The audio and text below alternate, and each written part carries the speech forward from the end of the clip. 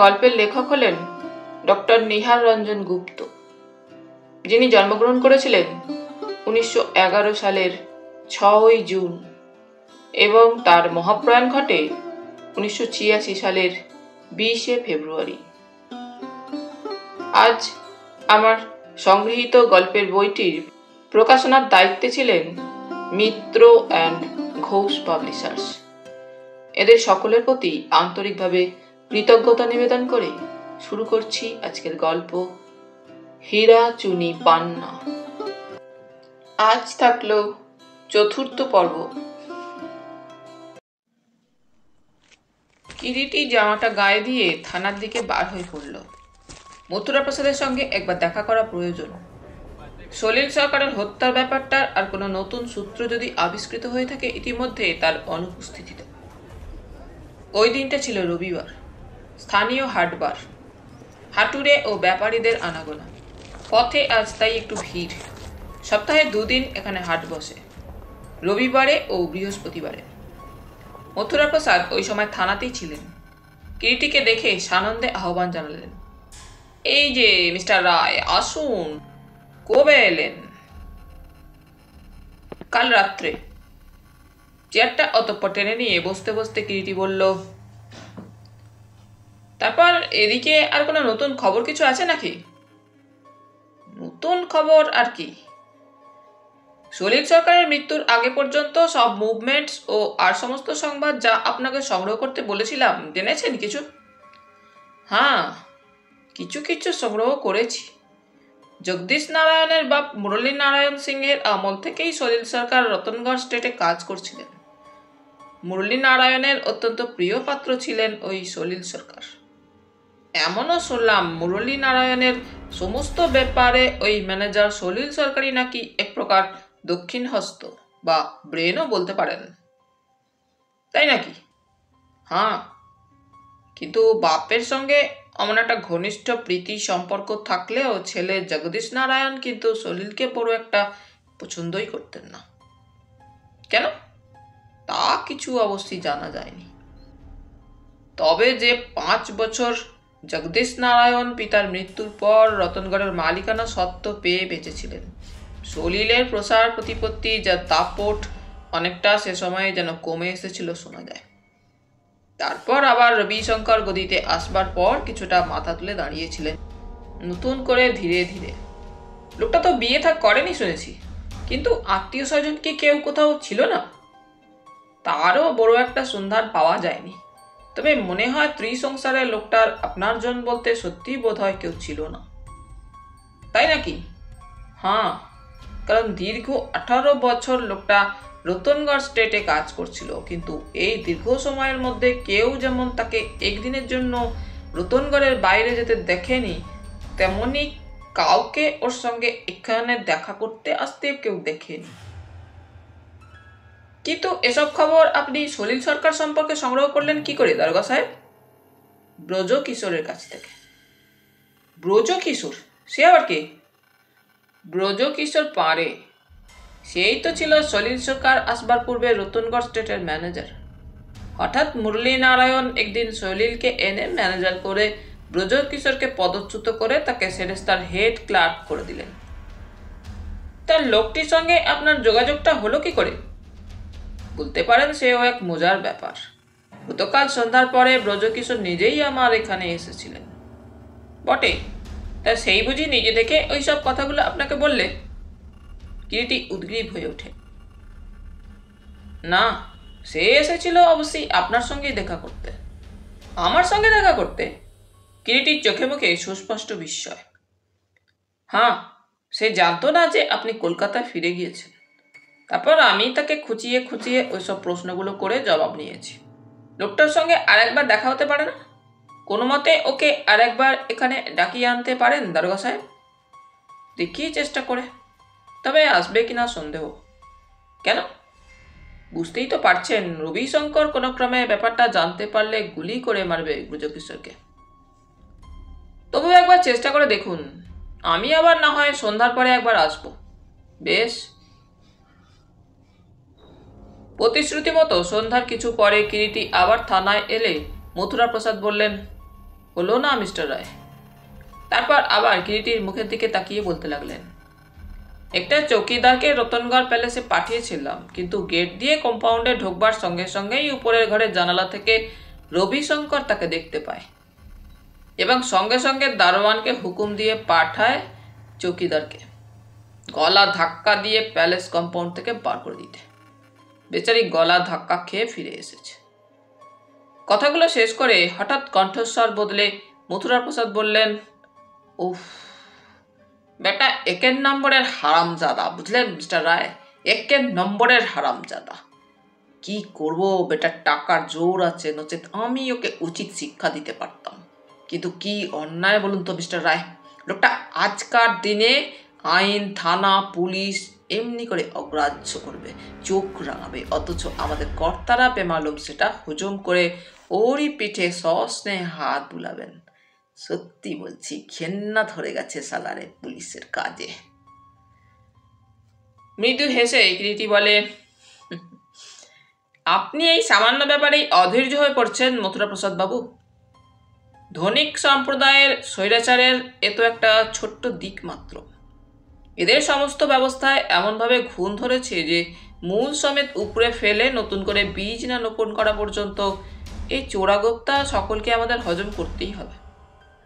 কিরিটির কথাটা শেষ হওয়ার সঙ্গে সঙ্গেই হঠাৎ তার নজরে পড়ল একটা ছায়ামূর্তি নিঃশব্দে বারান্দার উপরে এসে উঠল। কে? মথুরা প্রসাদ চমকে প্রশ্ন করেন।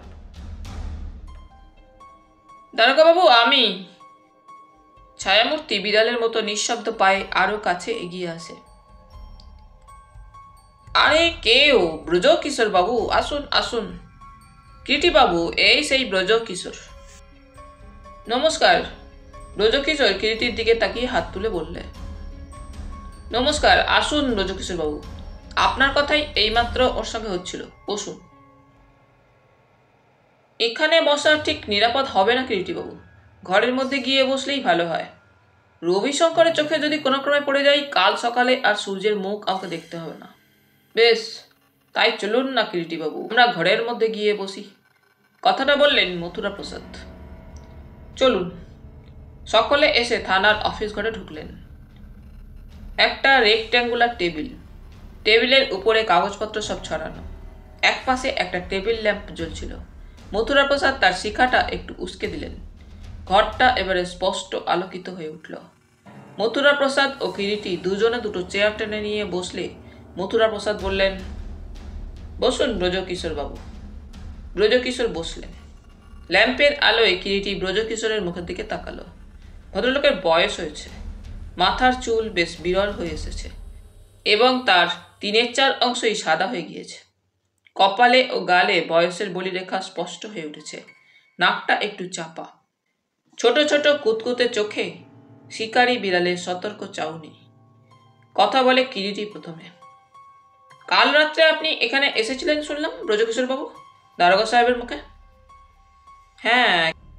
ব্রজকিশোর বাবু এবারে মথুরা প্রসাদের মুখের দিকে তাকিয়ে বললেন, আপনি আজ প্যালেসে হঠাৎ চৌকিদার পাঠাতে গেলেন কেন বলুন তো? আপনাকেই একবার এদিকে আসবার জন্য তাকে দিয়ে খবর পাঠিয়েছিলাম, বললেন মথুরা প্রসাদ। খুব অন্যায় করেছেন, ব্যাপারটা আমিও অবশ্যই আন্দাজ করেছিলাম। ব্রজকিশোরের কথাটা ঠিক বুঝতে না পেরে কতকটা বোকার মতোই মথুরা প্রসাদ যেন প্রশ্ন করলেন, অন্যায় করেছি? হ্যাঁ, ব্যাপারটা ধূর্ত রবিশঙ্কর সন্দেহ মাত্র করলেই আপনার চৌকিদারটিকে গুলি করে মারতেনই, সেই সঙ্গে আমাকেও জ্যান্ত মাটিতে গোড় দিতেন। জানেন না তো আপনারা, ওর অসাধ্য কিছুই নেই। মানুষের দেহে লোকটা একটি সাক্ষাৎ শয়তান। কিন্তু ওসব কথা থাক ব্রজকিশোর বাবু, কাল আপনি আমার খোঁজ করছিলেন কেন বলুন তো? প্রশ্ন করে এবারে কিরিটি। আপনারা বুঝতে পেরেছেন কিনা জানি না রায়মশাই, সলিল সরকারকে খুন করেছে আমার ধারণা ওই রবিশঙ্করই। কিন্তু আপনার এই ধারণার কারণ কি ব্রজকিশোর বাবু? কিরিটি প্রশ্ন করে। দেখুন কিরিটি বাবু, সলিল সরকার লোকটাও অবশ্যই যেমনি শয়তান তেমনি একের নম্বরের হারামজাদা ছিল এবং আমাদের সঙ্গেও কোনোদিন বনিমানা হয়নি। তবু লোকটার ওইভাবে মৃত্যু হোক তা কখনো চাইনি। কেন বলেন তো? কিরিটি শেষোক্ত প্রশ্নটা করে ব্রজকিশোরের মুখের দিকে তাকালো। তাহলে আপনাকে কথাটা খুলেই বলি। প্যালেসের বহির্মহলে সলিল সরকারের পাশের ঘরেই আমি থাকি। বয়স হয়েছে, রাত্রে ভালো ঘুম হয় না। সে রাত্রে হঠাৎ খুটখুট একটা শব্দে আমার ঘুম ভেঙে গেল। মনে হলো স্পষ্ট কে যেন পাশের ঘরে হেঁটে বেড়াচ্ছে। বাইরে তখন টিপ টিপ করে বৃষ্টি পড়ছে। তারপরই দরজার খিল খোলার শব্দ পেলাম। মনের মধ্যে কেমন যেন একটু খটকা লাগলো। এত রাত্রে এই বৃষ্টির মধ্যে সরকার কোথায় বের হচ্ছে? জানবার জন্য আমিও উঠে পা টিপে টিপে গিয়ে দরজার খিলটা খুলে বাইরের বারান্দা উঁকি মারলাম। বারান্দার স্বল্প আলোয় দেখলাম সলিল সরকার ঘর থেকে বের হয়ে সন্তর্পণে এদিক ওদিক চাইতে চাইতে বারান্দা দিয়ে এগিয়ে যাচ্ছে। একটা কথা ব্রজকিশোর বাবু, হঠাৎ কথার মাঝখানে বাধা দিল কিরিটি। সে সময় সলিলবাবুর গায়ে কোনো চাদর ছিল? অর্থাৎ চাদর দিয়ে নিজেকে ঢেকে নিয়েছিলেন কি তিনি? বিস্মিত ব্রজকিশোর কিরিটির প্রশ্নটা শুনে যেন কেমন হকচকিয়ে তার মুখের দিকে তাকিয়ে প্রশ্ন করলেন, চাদর? হ্যাঁ, কই না তো, মনে তো পড়ছে না যে সেরকম কিছু দেখেছি বলে। গায়ে শুধু তার সর্বদা ব্যবহৃত বেনিয়ানটাই ছিল বলে মনে পড়ছে যেন আমার। ও আচ্ছা, তারপর বলে যান। সলিল সরকার, ব্রজকিশোর আবার বলতে লাগলেন, সোজা বারান্দা অতিক্রম করে গেটের দিকে চলে গেলেন। আর ঠিক প্রায় সঙ্গে সঙ্গেই আর একটা পদশব্দ অন্যদিক থেকে পেয়ে লক্ষ্য করে সেদিকে তাকাতেই দেখি রবিশঙ্কর। রবিশঙ্কর? কথাটা বলেন মথুরা প্রসাদ। হ্যাঁ, রবিশঙ্কর, তার হাতে রাইফেল। মথুরা প্রসাদ বারেকের জন্য আর চোখে ইঙ্গিতময় দৃষ্টিতে তাকালেন কিরিটির মুখের দিকে, কিন্তু কিরিটি তার সে ইঙ্গিতময় দৃষ্টিতে যেন কোনো সাড়াই দিল না। ব্রজকিশোর বলতে লাগলেন, রাইফেল হাতে রবিশঙ্করকে মনে হলো যেন সলিল সরকারকেই অনুসরণ করলেন। কিরিটি আবার প্রশ্ন করল, কিন্তু সলিল সরকার যে সে রাত্রে বের হবেন তা কি রবিশঙ্কর জানতেন? তা তো জানি না। তবে কেমন করে বুঝলেন যে রবিশঙ্কর সলিল সরকারকেই অনুসরণ করেছিলেন সে রাত্রে? কিরিটি প্রশ্ন করে। কিন্তু আমার কথা এখনো শেষ হয়নি কিরিটিবাবু, শুনলেই সব বুঝতে পারবেন। হ্যাঁ বলুন। আমিও ঘর থেকে বের হয়ে রবিশঙ্করকে নিঃশব্দে অনুসরণ করলাম। বাইরে অন্ধকার, মেঘ করেছে, টিপটিপ করে বৃষ্টি পড়ছে তখন। আমি যতদূর জানি, কিরিটি আবার বাধা দিল, রাত 9টার পরই নাকি রতনগড় প্যালেসের লোহার গেট বন্ধ হয়ে যায়, তালা পড়ে যায়। তাই নয় কি ব্রজকিশোর বাবু? হ্যাঁ, কিন্তু সে তালার চাবি 3টি এবং 3টি চাবি 3 জনের কাছে থাকতো। কিরকম? হ্যাঁ, বরাবরের নিয়ম। একটি থাকে দারোয়ানের কাছে, একটি থাকতো ম্যানেজার সলিল সরকারের কাছে ও তৃতীয়টি থাকে মালিকের জিম্মায়। তাহলে গেট খোলাই ছিল আপনি দেখলেন সে রাত্রে? হ্যাঁ। বেশ, তারপর বলুন। অন্ধকারে পদশব্দ লক্ষ্য করে আমিও এগিয়ে চললাম। মাঝে মাঝে অন্ধকারে বিদ্যুৎ চমকাচ্ছিল, তখন নজরে পড়ছিল হাত 15-20 দূরে হনহন করে চলেছেন রবিশঙ্কর অন্ধকারেই। একে বুড়ো মানুষ, চোখেও ইদানিং ভালো দেখি না। পারবো কেন জোয়ান মরদ রবিশঙ্করের সঙ্গে সমান তালে হেঁটে যেতে? তাই ক্রমেই পিছিয়ে পড়তে লাগলাম। অন্ধের মতো চলেছি, অন্ধকারের মধ্যে মধ্যে হোঁচটও খাচ্ছি। তারপর হঠাৎ অন্ধকারে বেটক্কর একটা পাথরের গায়ে এমন লাগলো যে দাঁড়াতেই হলো, এবং বেশিক্ষণ দাঁড়াতেও পারলাম না, বসে পড়লাম সেইখানে। টনটন করছে পাটা। এমন সময় আবার বিদ্যুৎ চমকালো। সামনে যতদূর দৃষ্টি যায় চেয়ে দেখলাম, কিন্তু কাউকেই যেন আর নজরে পড়ল না। বুঝলাম রবিশঙ্কর তখন দৃষ্টির বাইরে চলে গেছেন, আর অন্ধের মতো ওই দুর্যোগের মধ্যে এগিয়ে যাওয়াও বোকামি।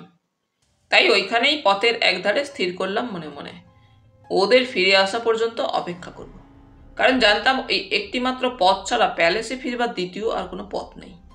অপেক্ষা করে রইলাম সেইখানেই। বৃষ্টির বেগ এদিকে ক্রমেই বাড়তে লাগলো। ভিজে সর্বাঙ্গ সপসপ করছে।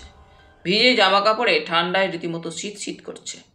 শেষটায় বৃষ্টির বেগ এত বৃদ্ধি পেল যে আরও ভাবে পথের মাঝখানে দাঁড়িয়ে থাকা সম্ভব নয়। ফিরবার জন্য ঘুরে দাঁড়াতেই দুরুম দুরুম করে পরপর দুটো বন্দুকের আওয়াজ কানে এলো। সঙ্গে সঙ্গে বজ্রপাত হলো বোধহয় কোথাও।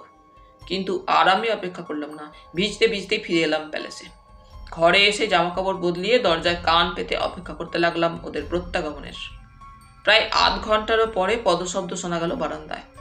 দরজা ফাঁক করে উঁকি দিয়ে দেখি বারান্দা দিয়ে রাইফেল হাতে এগিয়ে যাচ্ছেন রবিশঙ্কর অন্দরের দিকে। সর্বাঙ্গ তার ভিজে সপসপ করছে।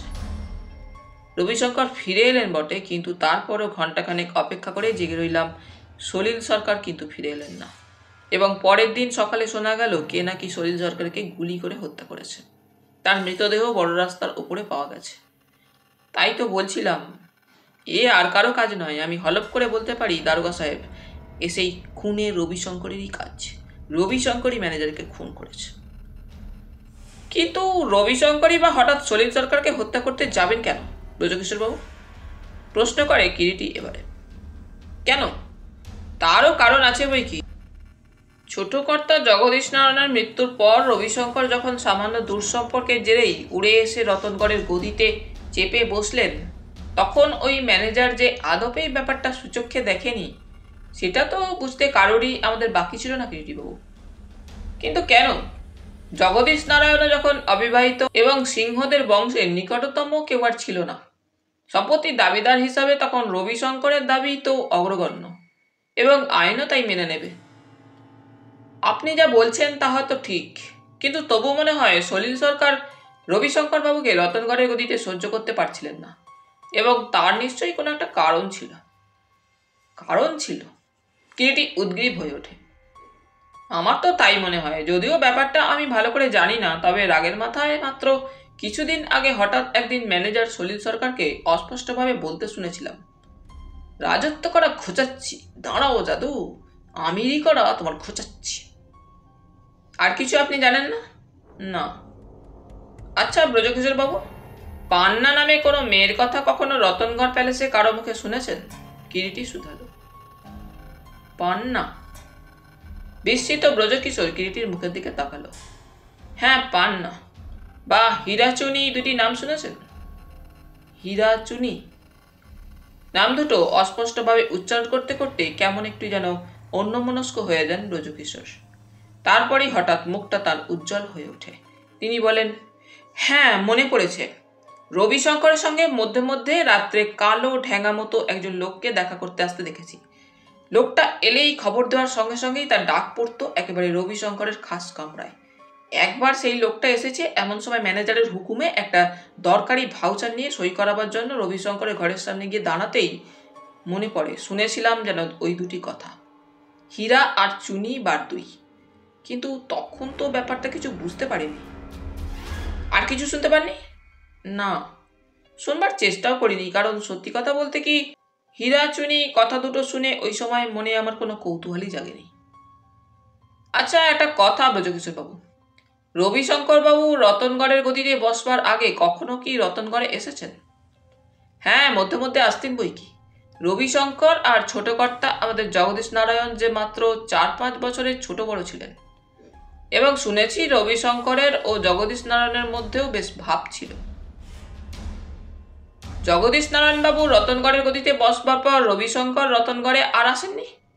হ্যাঁ, বার তিনেক এসেছিলেন, তবে শেষবার এসেছিলেন জগদীশ নারায়ণের মৃত্যুর মাস 6 আগে। আচ্ছা, আপনাদের জগদীশ নারায়ণের মৃত্যুর ব্যাপারটা শুনেছি। হ্যাঁ, ঠিকই শুনেছেন।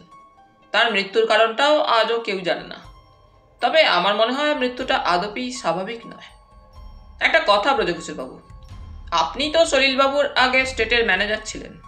সিংহ পরিবারের এমন কোনো অতীত ঘটনা আছে কি যা সাধারণ লোকেরা জানে না, সযত্নে গোপন করা হয়েছে বলে জানেন? কই, এমন তো কোনো ঘটনার কথা আমি জানি বলে মনে পড়ে না।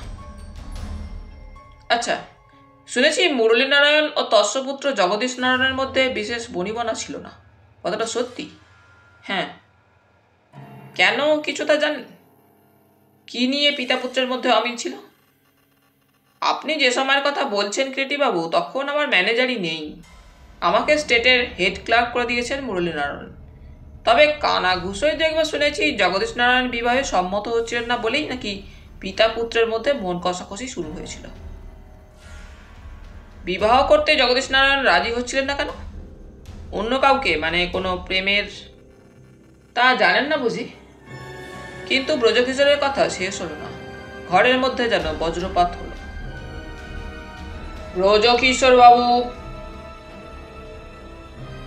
বজ্রগম্ভীর সেই ডাক শুনে যুগপৎ 3 জনেরই 6 জোড়া চোখ একসঙ্গে ঘুরে গেল পশ্চাতের দিকে। হাত দুয়েক মাত্র ব্যবধানে দাঁড়িয়ে স্বয়ং রবিশঙ্কর, পরিধানে তার ব্রিচেস, হাতে বিনুনি করা সেই ঘোড়া হাঁকাবার চামড়ার কালো চাবুকটা। বেচারি ব্রজকিশোরের অবস্থাটা তখন বর্ণনাতীত। সমস্ত মুখ তার ফ্যাকাশে বিবর্ণ হয়ে উঠেছে। কণ্ঠস্বর শুনেই ভদ্রলোক বিদ্যুৎ বেগে চেয়ার ছেড়ে দাঁড়িয়ে উঠেছিলেন। ঠক ঠক করে তিনি তখন বংশপত্রের মতোই কাঁপছেন। আমি আশ্চর্য হয়ে যাচ্ছি ব্রজকিশোর বাবু, যে এত বড় স্পর্ধা, এত বড় দুঃসাহস আপনার কি করে হলো? আমার ঘরে বসে আপনি আমারই ঘরে সিট দেবেন? ব্রজকিশোর বাবুর অবস্থা চাইতে বেশি কিছু উন্নততর তখন অবস্থা ছিল না মথুরা প্রসাদের নিজের। সেও তখন ফ্যাকাশে বিবর্ণ হয়ে উঠেছে, এবং সেই আকস্মিক কিং কর্তব্য বিমূঢ় পরিস্থিতির মধ্যে একমাত্র যে নার্ভ হারায়নি সে হচ্ছে কিরিটি। সেই প্রথমে কথা বললে, আপনি মিথ্যে উত্তেজিত হচ্ছেন রবিশঙ্কর বাবু। কিরিটির বক্তব্য শেষ হওয়ার পূর্বেই যেন অকস্মাৎ একটা থাবা দিয়েই কিরিটির বক্তব্যটা থামিয়ে দিলেন রবিশঙ্কর। বললেন, কিরিটি বাবু, আপনাকে আমি সাবধান করে দিচ্ছি, অনধিকার চর্চা আমি সহ্য করব না। আপনি দেখছি ক্রমেই সীমা লঙ্ঘন করে যাচ্ছেন। কথাটা বলেই ঘুরে তাকালেন মথুরা প্রসাদের দিকে এবং বললেন, মথুরা প্রসাদ বাবু, আপনার পূর্ববর্তী এখানে যিনি ছিলেন তার ইতিহাসটা যদি আপনার না জানা থাকে তো এখানকার কাউকে জিজ্ঞাসা করে শুনে নেবেন। আর তাতেও যদি আপনার সন্দেহ না মেটে তো আপনার পূর্ববর্তী ভদ্রলোক বর্তমানে মুঙ্গেরে আছেন শুনেছি। আমি পয়সা দিয়ে টিকিট কেটে দেবো, গিয়ে নিজের চোখে দেখে আসবেন তার পৃষ্ঠদেশটা। নিশ্চয়ই আমার দারোয়ানের নাগরার দাগগুলো এখনো একেবারে মিলিয়ে যায়নি। কথাটা শেষ করে দর্পিত পদভরে এগিয়ে গেলেন রবিশঙ্কর ব্রজকিশোরের কাছে এবং শক্ত মুষ্টিতে তার একটা হাত চেপে ধরে দ্বিতীয় কোনো বাক্য ব্যয় না করে ঘর থেকে বের হয়ে এলেন, তাকে এক প্রকার টানতে টানতেই হিড়হিড় করে। একটু পরেই বাইরে ঘোড়ার খুঁড়ের শব্দ শোনা গেল। রবিশঙ্কর প্রস্থান করলেন। ঘরের মধ্যে মথুরা প্রসাদ দাঁড়িয়ে তখনও মুহ্যমান নির্বাক। হঠাৎ তার যেন সম্বিত ফিরে এলো একটা দেশলাইয়ের কাঠি জ্বালাবার শব্দে। দেখলেন কিরিটি তার পাইপের নিভন্ত তামাকে অগ্নিসংযোগ করেছে। বড্ড বাঁচা বেঁচে গিয়েছি। মথুরা প্রসাদ একটা স্বস্তির নিঃশ্বাস নিয়ে বললেন। কিরিটি এবারে কথা বললে, সদরে আপনাদের পুলিশ সাহেব মিস্টার হস্কিনকে একটা চিঠি দেব, সেটা এক্ষুনি আপনাকে পাঠাবার ব্যবস্থা করতে হবে মথুরা প্রসাদ বাবু, পারবেন? হস্কিনের সঙ্গে আপনার পরিচয় আছে নাকি? বিস্মিত মথুরা প্রসাদ প্রশ্ন করেন। সেই কথা পরে শুনবেন, আগে একটা চিঠির কাগজ আনুন দেখি। কিরিটির কণ্ঠস্বরটা বোধহয় একটু পরিবর্তিত হয়েছিল। মথুরা প্রসাদ তাড়াতাড়ি খানিকটা সাদা কাগজ ও দোয়াত কলম এগিয়ে দিলেন নিঃশব্দে কিরিটির সামনে। খসখস করে একখানা চিঠি লিখে খামের মধ্যে ভরে নাম ঠিকানা লিখে কিরিটি বললে, কই ডাকুন দেখি কোন লোক আপনার যাবে। এবং কথাটা শেষ করে হাতঘড়ির দিকে তাকিয়ে বললে, এখন রাত 8:30, রাত 12:20 ডাকগাড়ি যাতে ধরে সদরে যেতে পারে সেই ব্যবস্থা করবেন। ঘোড়া আছে থানায়, সচিনন্দনকে পাঠাচ্ছি, চালাক চতুর আছে ছেলেটা, নতুন চাকরিতে ঢুকেছে। বলতে বলতে মথুরা প্রসাদ ঘর থেকে বার হয়ে গেলেন। একটু পরে কিরিটির পরামর্শ মতো তার লেখা চিঠিখানা সচিনন্দনকে ডেকে এনে তার হাতে তুলে দিয়ে মথুরা প্রসাদ বললেন, সচিনন্দন, আমার ঘোড়া নিয়ে সোজা তুমি স্টেশনে চলে যাও। ডাকগাড়ি ধরে সদরে গিয়ে এসপি সাহেবকে এই চিঠিখানা দিয়ে তার জবাব নিয়ে আসবে। স্টেশন মাস্টার হরিশ চাটুর্যের কাছে ঘোড়াটা রেখে দিও। জি সাব। সচিনন্দন ঘর থেকে বার হয়ে গেল। কিরিটির হাতের পাইপটা ইতিমধ্যে কখন এক সময় অন্যমনস্কতায় নিভে গিয়েছিল। সেটার মধ্যে আবার খানিকটা টোবাকো পুড়ে অগ্নিসংযোগ করতে করতে কিরিটি উঠে দাঁড়ালো। রাত হয়েছে, আমিও চললাম দারোগা সাহেব আজকের মতো। আপনিও যাবেন? মথুরা প্রসাদ প্রশ্ন করেন। মথুরা প্রসাদের গলার স্বরেই কিরিটি তার প্রশ্নের তাৎপর্যটা বোধহয় উপলব্ধি করতে পেরেছিল। তাই তার মুখের দিকে তাকিয়ে মৃদু হেসে বললে, ভয় নেই। রবিশঙ্কর আপনার পূর্বতন অফিসারকে নাগরাপেটা করলেও এবারে আপনার গায়ে হাত দেবার আগে অন্তত সে 10 বার ভাববে। কিন্তু চললাম, কাল আবার দেখা হবে বলে দ্বিতীয় কোনো কথা না বলে এবং মথুরা প্রসাদকেও কোনো কথা বলবার আর অবকাশ না দিয়ে ঘর থেকে বার হয়ে গেল কিরিটি। অন্ধকার নির্জন রাস্তা ধরে কিরিটি মন্থর পদে ডক্টর ঘোষালের বাংলোর দিকে হেঁটে চলল। থানায় ক্ষণপূর্বে রবিশঙ্করের আকস্মিক আবির্ভাবে কিরিটি নিজেও প্রথমটায় কম উত্তেজিত হয়ে ওঠেনি। আচমকা রবিশঙ্কর যে কখন ঘরের মধ্যে নিঃশব্দে সবার অলক্ষ্যে এসে উপস্থিত হয়েছে তাও আদৌ টের পায়নি, এবং রবিশঙ্করের আকস্মিক আবির্ভাবেই ব্রজকিশোর পাণ্ডের শেষ কথাগুলো আর শোনা হলো না, বাধা পড়ল। ফলে ঘটনা যা দাঁড়ালো, এরপর ব্রজকিশোরের সেই অসমাপ্ত বক্তব্যটুকু যে ভবিষ্যতে কখনো সহজে শোনা যাবে তার সম্ভাবনাও এখন সুদূর পরাহত। স্পষ্টই বোঝা যাচ্ছে অতীব ধূর্ত এবং সর্বদা সজাগ রবিশঙ্কর লোকটা, এবং কিরিটির প্রতি তাঁর দৃষ্টি সদা জাগ্রত। ব্রজকিশোর আর যাতে তার মুখোমুখি না পড়ে, অতএব রবিশঙ্কর বিশেষভাবেই সে ব্যাপারে নিঃসন্দেহে সতর্ক থাকবে। কিন্তু কি এমন কথা ব্রজকিশোর জগদীশ নারায়ণ সম্পর্কে বলতে উদ্যত হয়েছিল, এবং যা সে রবিশঙ্করের জন্যই শেষ করতে পারল না? কিন্তু সে যাই হোক, ব্রজকিশোরের আরও কিছু বক্তব্য ছিল যেটা অতর্কিতে বাধা পড়ায় শেষ পর্যন্ত জানা হলো না তার। আরও একটা প্রয়োজনীয় তথ্য আবিষ্কৃত হয়েছে ব্রজকিশোরের কথায়। ঢ্যাঙা কালো মতন একজন ভদ্রলোক মধ্যে মধ্যে রবিশঙ্করের সঙ্গে রাত্রে দেখা করতে আসতো। কে সে? এলেই সোজা একেবারে রবিশঙ্করের খাস কামরায় ডাক পড়ত। সাধারণত রবিশঙ্করের সঙ্গে কারো দেখা হওয়াটাই ছিল একটা আশ্চর্য ব্যাপার। দর্শন মেলাই তার ভার, অথচ কালো ঢ্যাঙা মতো সেই লোকটি ছিল রবিশঙ্করের ঘরে আসা মাত্রই প্রবেশাধিকার। এবং সেই লোকটি একদিন রবিশঙ্করের ঘরে থাকাকালীন সময়ে সেই ঘরে অকস্মাৎ একটা ভাউচার সই করাতে প্রবেশ করতেই ব্রজকিশোরের কানে এসেছিল হীরাচুনি কথা দুটি। হীরাচুনির গোপন রহস্যের সঙ্গে কি তাহলে সেই কালো ঢ্যাঙা মতো লোকটি জড়িত? এবং রবিশঙ্করও তাহলে মনে হচ্ছে তার কাছে মিথ্যা কথাই বলেছেন। হীরাচুনির ব্যাপার তিনি জানেনই যদি, তো গোপন করে গেলেন কেন সেই কথাটা কিরিটির কাছে? তবে কি হীরাচুনির গোপনে গোপনে সন্ধান করছেন রবিশঙ্কর? তাই যদি হবে, তো হীরাচুনির সন্ধান তিনি পান্নার মতোই জানেন না, এবং সেক্ষেত্রে প্রকাশ্যে সংবাদপত্রে একমাত্র পান্নার নিরুদ্দেশের বিজ্ঞাপন দিয়ে হীরাচুনি সম্পর্কে গোপনতার আশ্রয় নিয়েছিলেন কেন? আরও একটা কথা, হীরাচুনি ও পান্নার সঙ্গে পরস্পরের সম্পর্ক কি, আর কিভাবে তারা ওই রতনগড়ের সিংহ পরিবারের সঙ্গে জড়িত? কোন সূত্রে বা কোন অধিকারে তারা রতনগড় স্টেটের ন্যায্য অধিকারী? ম্যানেজার সলিল সরকার ব্যাপারটার সমস্ত কিছু না হলেও কিছু যে জানতই, সে বিষয়ে কিরিটির সন্দেহমাত্র এখন আর নেই।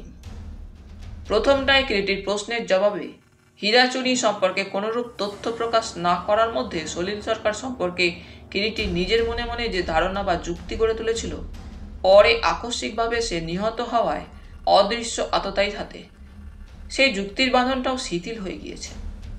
সেই যুক্তির উপরে সলিল সরকারের ইচ্ছাকৃত অস্বীকৃতিটা তার কাছে অস্বাভাবিক বলেই মনে হয়েছিল। এখন আর সেই যুক্তির উপরে সে নির্ভর করতে পারছে না। আচমকা সলিল সরকারের হত্যার ব্যাপারটা যেন কেমন এলোমেলো করে দিয়ে গিয়েছে। তাই সলিল সরকারের হত্যার কারণ অর্থাৎ মোটিভটা যতক্ষণ না সে খুঁজে পাচ্ছে, হীরাচুনি পান্না রহস্যের হারানো সূত্রটাও সে যেন খুঁজে পাচ্ছে না। আবার মনে হয় বর্তমানে সলিল সরকারের হত্যার উদ্দেশ্যটা বাদ দিয়ে যদি হত্যাকারীকেই খুঁজে পাওয়া যেত, তাহলে হয়তো উদ্দেশ্যটার কিছু একটা আঁচ পাওয়া যেত। সলিল সরকারের হত্যাকারী, হ্যাঁ, সর্বাগ্রে তাকেই খুঁজে বার করতে হবে। কে হতে পারে সলিল সরকারের হত্যাকারী? কার পক্ষে সেই ঝড় জলের রাত্রে সলিল সরকারকে হত্যা করা সম্ভব ছিল? সলিল সরকার বন্দুকের গুলিতে নিহত হয়েছেন, এবং মথুরা প্রসাদের কাছ থেকে যতদূর জানা গেছে এখানে বন্দুক আছে ৩-৪ জনের। সলিল সরকার সেই ঝড় জলের রাত্রে রাস্তার মধ্যে নিহত হয়েছেন তখন একটা ব্যাপার স্পষ্টই বোঝা যাচ্ছে, যে কারণেই হোক সলিল সরকার ওই ঝড় জলের রাত্রেও রতনগড় প্যালেসের বাইরে এসেছিলেন, এবং সেই ঝড় জলের রাত্রে বাড়ির বাইরে বার হয়েছিলেন তখন এও স্পষ্ট বোঝা যায় বিশেষ কোনো উদ্দেশ্যেই তিনি বার হয়েছিলেন। আর উদ্দেশ্যটা যে গুরুত্বপূর্ণ সে বিষয়ে কোনো সন্দেহ নেই। ব্রজকিশোর বর্ণিত কাহিনী যদি সত্যি বলে মেনে নেওয়া হয়, তাহলে এও ঠিক যে সে রাত্রে সলিল সরকারকে অনুসরণ করেছিলেন স্বয়ং রবিশঙ্কর, এবং শুধু অনুসরণই নয়, তার হাতে বন্দুকও ছিল। তারপর ব্রজকিশোর একমাত্র রবিশঙ্করকেই রতনগড় প্যালেসে ফিরে যেতে লক্ষ্য করেছে। ঘটনাকে সাধারণভাবে বিচার করলে রবিশঙ্কর সলিল সরকারের হত্যাকারী হওয়া এমন কিছু বিচিত্র নয়, বরং সেটাই স্বাভাবিক। তারপর রবিশঙ্করের গদিতে বসবার আগে থেকেই সলিল সরকারের আধিপত্য অনেকটা কমে এসেছিল, জগদীশ নারায়ণের যুগ থেকেই। কিন্তু কেন? এবং তারপর রবিশঙ্কর গদিতে এসে বসতে তার আধিপত্য কিছুটা আবার ফিরে এসেছিল। যদিও রবিশঙ্কর নিজের এবং স্টেটের ব্যাপারে কারো মতামতেরই অপেক্ষা করতেন না। সেদিক দিয়ে বিচার করে দেখতে গেলে রবিশঙ্করের পক্ষে সলিল সরকারকে হত্যা করবার এমন কোনো জোরালো যুক্তিও তো খুঁজে পাওয়া যাচ্ছে না। তারপর রবিশঙ্কর যে সে রাত্রে বন্দুক নিয়ে প্যালেসের বাইরে গিয়েছিলেন, সে কথাও তো তিনি স্বীকার করেছেন। রবিশঙ্করের উপরে সন্দেহটা তাতেই যেন কেমন ঠিক দানা বেঁধে উঠছে না। নানা রকমের চিন্তা একটার পর একটা কিরিটির মাথার মধ্যে এসে জট পাকাতে থাকে, এলোমেলো বিক্ষিপ্ত। প্রত্যেকটাও যে বেশ দৃঢ় ভিত্তির উপর দাঁড়িয়ে আছে তাও নয়। চিন্তা করতে করতে অন্যমনস্ক কিরিটি ইতিমধ্যে কখন যে একসময় ডাক্তারের বাংলোর প্রায় গেট বরাবর পৌঁছে গেছে টেরই পায়নি। ডাক্তারের বাড়ির বাইরের ঘরের খোলা দরজাপথে আলোর শিখাটাই যেন আচমকা কিরিটিকে সজাগ করে দিল। বাইরের ঘরে আলো জ্বলছে তখন নিশ্চয়ই তখনও ডাক্তার গিন্নি হয়তো জেগেই আছেন তার অপেক্ষায়। একান্ত স্বার্থপরের মতো এত রাত পর্যন্ত ডাক্তার গিন্নিকে কিরিটি জাগিয়ে রেখেছে ভাবতে গিয়ে একটু যেন লজ্জিত হয়ে পড়ে। গেট দিয়ে প্রবেশ করে বারান্দায় উঠে সোজা কিরিটি ঘরের খোলা দরজার দিকে এগিয়ে যায় এবং ঘরের মধ্যে প্রবেশ করে মিসেস ঘোষাল বলে সম্বোধন করতে গিয়ে হঠাৎ নিজেকে সামলে নিয়ে দাঁড়িয়ে গেল। নিস্তব্ধ ঘরখানি একটা অবরুদ্ধ চাপা কান্নার অস্পষ্ট গুমরানিতে যেন থমথম করছে। সামনের টেবিলের উপরে দুহাতের মধ্যে মাথা গুঁজে চেয়ারের উপর বসে গুমড়ে গুমড়ে কাঁদছেন মিসেস ঘোষাল। ঘরের মধ্যে নিশিরাত্রের সেই স্তব্ধতায় যেন মিসেস ঘোষালের চাপা কান্নার শব্দটা বুক ভাঙা একটা দীর্ঘশ্বাসের মতোই হাহাকারে ছড়িয়ে যাচ্ছে। মিসেস ঘোষাল কাঁদছেন, কিন্তু কেন? একাকিনী এই নিশিরাত্রে এমনি করে কাঁদছেনই বা কেন? স্তব্ধ অনর কিরিটি দাঁড়িয়ে থাকে। একবার তার মনে হলো তার ওই গোপন কান্নার সাক্ষী সে থাকবে না। নারীর নিভৃত হৃদয়ের ওই গোপন উচ্ছ্বাস তা সে যে কারণেই হোক সকলের দৃষ্টির বাইরেই থাক। কে জানে কত বড় দুঃখ ঝরছে ওই নারীর গোপন অশ্রুর মধ্যে দিয়ে নিশীথের এই নির্জন মুহূর্তে। কিরিটি ঘর ছেড়ে যাওয়ার জন্য ঘুরে দাঁড়াতেই আচমকা মুখ তুলে ফিরে তাকালেন মিসেস ঘোষাল এবং সঙ্গে সঙ্গে কিরিটির চোখের দৃষ্টির সঙ্গে তার চোখের দৃষ্টি মিলিত হলো। মিসেস ঘোষালের দুই চোখের কোণে তখনও চকচক করছে ক্ষণপূর্বের অশ্রুর চিহ্ন। আচমকা কিরিটিকে ঘরের মধ্যে দেখে মিসেস ঘোষালও কম বিস্মিত হননি এবং প্রথমটায় কয়েকটা মুহূর্ত তার কণ্ঠ দিয়েও কোনো শব্দই বার হয় না এবং কয়েক মুহূর্ত পরেই মিসেস ঘোষাল নিজেকে সামলে নিয়ে অঞ্চল প্রান্তে অশ্রুসিক্ত চক্ষু দুটি মুছে নিয়ে স্মিত হাস্যের সঙ্গে বললেন, কিরিটিবাবু কখন ফিরলেন? এই ফিরছি। বসে থাকতে থাকতে হঠাৎ চোখে যেন কি পড়লো, মানে অনেকক্ষণ আপনাকে অপেক্ষা করিয়ে রেখেছি মিসেস ঘোষাল। না না, তার জন্য কি, আপনি তাহলে হাত মুখ ধুয়ে নিন, আমি আপনার খাবার নিয়ে আসি। কিরিটির সামনে থেকে নিজেকে সরিয়ে নেবার জন্য মিসেস ঘোষাল যেন ব্যস্ত হয়ে উঠেছিলেন। সেই কারণেই বোধহয় তাড়াতাড়ি কিরিটিকে আর অন্য কথা বলবার অবকাশ মাত্র না দিয়ে ঘর থেকে বার হয়ে গেলেন। কিরিটি কয়েকটা মুহূর্ত মিসেস ঘোষালের গমনপথের দিকে তাকিয়ে থেকে নিজের ঘরের পথে পা বাড়ালো। পরের দিন কিরিটির যখন নিদ্রাভঙ্গ হলো, আকাশে তখনও রাত্রি শেষের আবছা আবছা আধারের জবনিকাটা যেন আলতোভাবে ছুঁয়ে আছে। বাকি রাতটুকু ঘুমও ভালো হয়নি। নানা চিন্তায় মস্তিষ্কের কোষগুলো যেন কেমন অবসন্ন ভারী বলে মনে হচ্ছিল।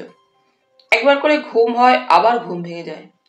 সলিল সরকারের মৃত্যুর ব্যাপারটা যেন কিছুতেই কিরিটি ভুলতে পারছিল না, অথচ এমন কোনো সূত্র খুঁজে পাচ্ছিল না যার সাহায্যে সেই হত্যা রহস্যের কাছাকাছি পৌঁছাতে পারে। ঘুম আর হবে না জেনেই কিরিটি শয্যা ছেড়ে উঠে পড়ল।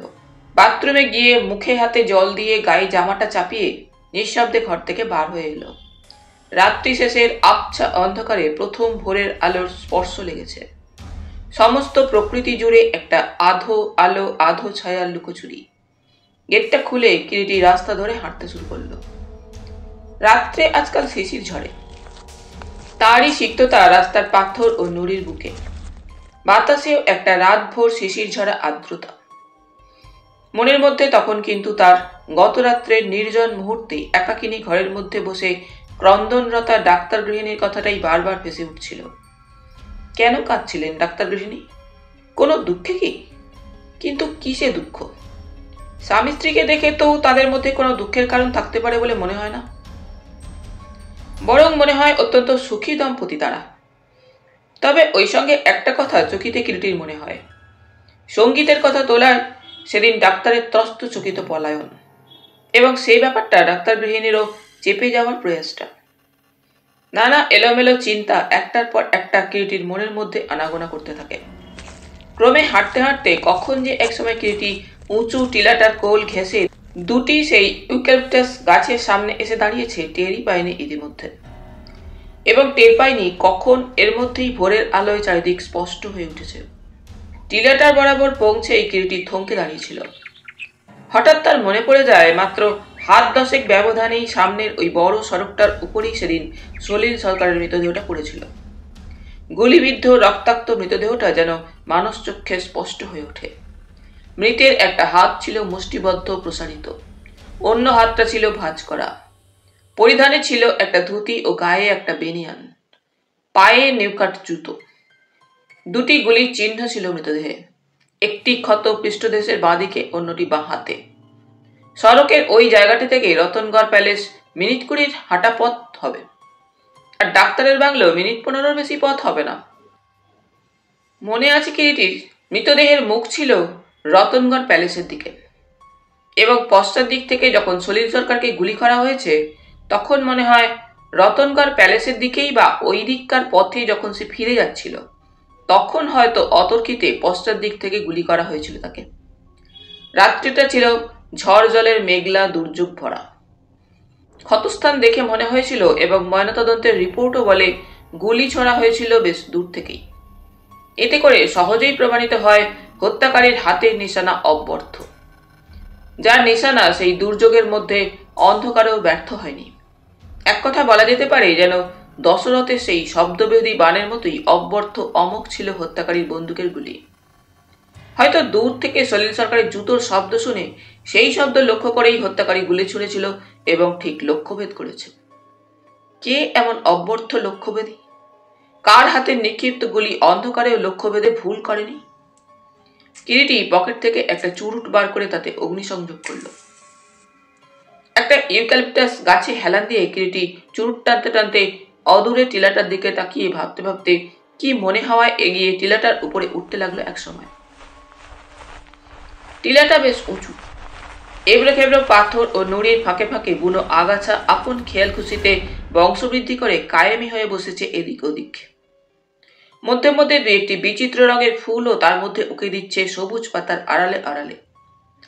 টিলাটার চূড়ায় উঠে এদিক ওদিক তাকাতে তাকাতে হঠাৎ সামনের দিকে নজর পড়তেই একসময় কিরিটির তীক্ষ্ণ অনুসন্ধানী দৃষ্টি প্রখর হয়ে ওঠে। বুনো আগাছার মধ্যে কি যেন একটা পড়ে আছে বলে মনে হচ্ছে ওই সামনেই। কৌতূহলে কিরিটি এগিয়ে গেল। নিচু হয়ে বস্তুটা হাতে তুলে নিতেই দেখল একটা চামড়ার দস্তানা। কয়েকদিন ধরে ওখানে পড়ে থাকায় এবং রৌদ্র জল বৃষ্টিতে দস্তানাটা বিবর্ণ হয়ে গিয়েছে। ডান হাতের দস্তানা, এবং বুঝতে কষ্ট হয় না যে সেটা পুরুষের হাতের দস্তানা। অবাক বিস্ময়ে কিরিটি হাতের দস্তানাটা ঘুরিয়ে ঘুরিয়ে দেখতে লাগলো।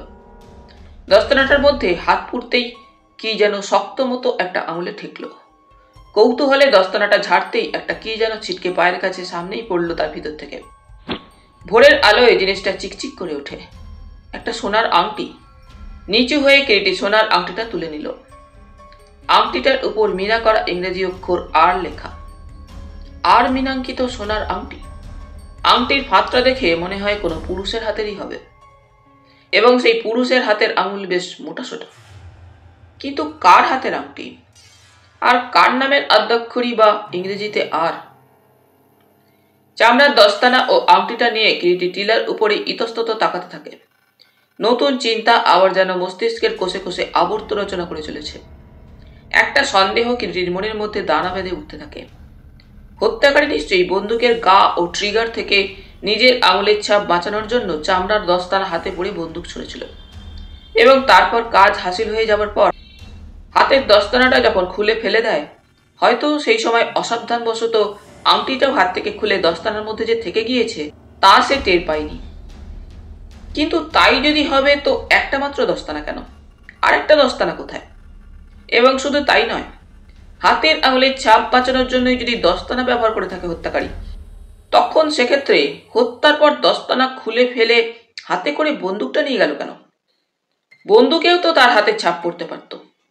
সত্যি সত্যি যদি হত্যাকারী হাতের বা আঙুলের ছাপ যাতে বন্দুকের গায়ে না পড়ে সেই জন্যই চামড়ার দস্তানা সাহায্য নিয়ে থাকে, তাহলে বলতে হবে হত্যাকারী তীক্ষ্ণ বুদ্ধি ধরে, এবং সেক্ষেত্রে বন্দুকটা ব্যবহার করার পর সেটা নিশ্চয়ই সঙ্গে করে বয়ে নিয়ে যায়নি, এখানেই কোথাও না কোথাও ফেলে রেখে গিয়েছে। কথাটা মনে হতেই কিরিটি তখন দ্বিগুণ উৎসাহে টিলাটির চারিদিকে বন্দুক ও দ্বিতীয় দস্তানাটা খুঁজে দেখতে লাগলো। এবং দ্বিতীয় দস্তানাটা খুঁজে পেতে দেরি হলো না। একটা বড় পাথরের ওপাশেই পড়েছিল। কিন্তু বন্দুকটা খুঁজতে খুঁজতে কিরিটি হয়রান হয়ে পড়ল। দীর্ঘ প্রায় 1.5 ঘন্টা ধরে টিলাটার চারিদিকে খুঁজে খুঁজেও কিরিটি বন্দুকটার কোনো চিহ্ন মাত্রও দেখতে পেল না। টিলাটার পিছনের দিকে ঢালু জমিটা পার হলেই একটা অপরিসর নালার মতো। নালাটার ভিতর দিয়ে ঝিরঝির করে একটা ক্ষীণ জলস্রোত বয়ে চলেছে। পায়ের গোড়ালি পর্যন্ত ভিজতে পারে, তার বেশি জল নয়। স্ফটিকের মতো স্বচ্ছ জলস্রোত, নুড়িগুলো পর্যন্ত স্পষ্ট দেখা যায় চিকচিক করছে।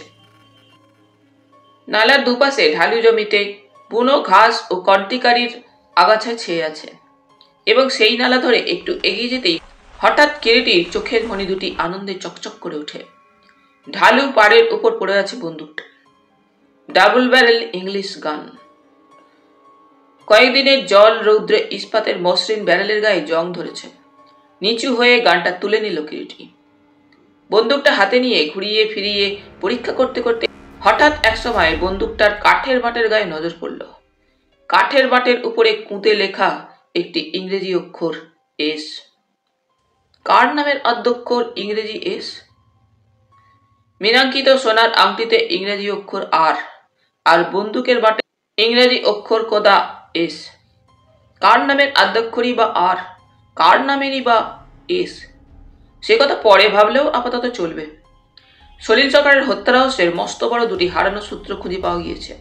এটাই সর্বাপেক্ষা বড় আশার কথা বর্তমানে। অন্ধকারে দেখা দিয়েছে স্পষ্ট দুটি আলোর শিখা, ক্ষীণ হলেও স্পষ্ট। ইতিমধ্যে মাথার উপর রৌদ্রের তেজটাও বেশ তীব্র হয়ে উঠেছিল, এবং টিলার উপরে ঘোরাফেরা করার পরিশ্রমও কম হয়নি। সকালে চির অভ্যস্ত চা এখনো গলায় পড়েনি, পিপাসাও পেয়েছে। কিরিটি বাড়ির দিকে ফিরল। বাড়ির কাছ বরাবর এসে হঠাৎ কি একটা কথা মনে হওয়ায় কিরিটি সামনের গেট দিয়ে বাড়ির মধ্যে প্রবেশ না করে পশ্চাতের বাগান দিয়ে তার ঘরের দিকে দ্বিতীয় দরজাটির সামনে এসে দাঁড়ালো। কিন্তু দরজাটা ভিতর থেকে বন্ধ। সে পথে অন্দরে প্রবেশের উপায় নেই। কি করা যায়? একটু ভাবতেই একটা বুদ্ধি মাথায় এলো।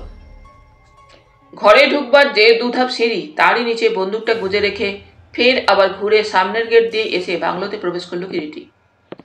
বেলা তখন প্রায় 8:30 হবে। বাইরের বারান্দায় দক্ষিণ দিকে খানিকটা ঘেরা জায়গা, মধ্যে যেখানে ডাক্তার গৃহিণী নির্জনতা উপভোগ করেন। সেইখানে একটা বেতের টেবিলের দুপাশে বসেছিলেন স্বামী স্ত্রী, ডাক্তার ও ডাক্তার গিন্নি। ডক্টর ঘোষাল একটা ইংরেজি বই পড়ছিলেন, আর মিসেস ঘোষাল একটা উলের বুনন নিয়ে ব্যস্ত ছিলেন। সামনেই টেবিলের উপর চায়ের সরঞ্জামগুলি তখনও পড়ে আছে। জায়গাটা কিরিটিকে যে ঘরে থাকতে দেওয়া হয়েছিল তারই বাঁয়ে সামনে।